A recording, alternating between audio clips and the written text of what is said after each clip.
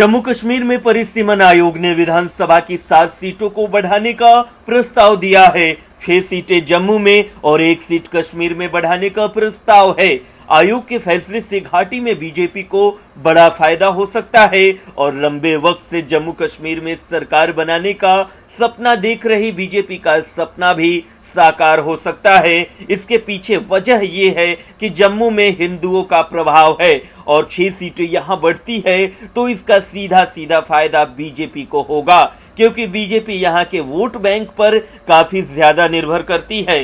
कश्मीर पर बीजेपी की निर्भरता कम है, जहां पिछले विधानसभा चुनाव में वो एक भी सीट नहीं जीत सकी थी। पिछले विधानसभा चुनाव में पीडीपी को 28 सीटें मिली, बीजेपी को 25, नेशनल कॉन्फ्रेंस को 15, कांग्रेस को 12 सीटें मिली। बीजेपी को सबसे ज्यादा सीटें जम्मू में मिली, जहां हिंदुओं का प्रभाव है।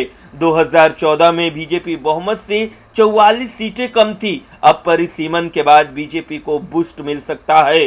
राजनीतिक दलों का मानना है कि जम्मू में एससी और एसटी आबादी पर फोकस बढ़ाकर बीजेपी आने वाले चुनाव में 45 सीटों का आंकड़ा पार करना चाहती है। हालांकि परिसीमन आयोग के फैसले का घाटी के राजनीतिक दल विरोध कर रहे हैं। पीडीपी प्रमुख महबूबा मुफ्ती का कहना है कि ये कमीशन बीजेपी को सियासी फायदा पहुंचाने के लिए बनाया गया है। इसके अलावा नेशनल कॉन्फ्रेंस के प्रमुख उमर अब्दुल्ला ने कहा है कि इस परिसीमन से बेहद निराश हूं। कमीशन बीजेपी का पॉलिटिकल एजेंडा पूरा कर रहा है।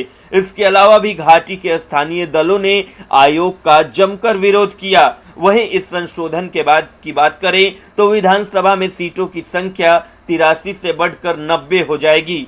विधानसभा की कुल 90 सीटों में से 43 जम्मू में जबकि 47 सीटें कश्मीर में होगी। Bureau report, news talk.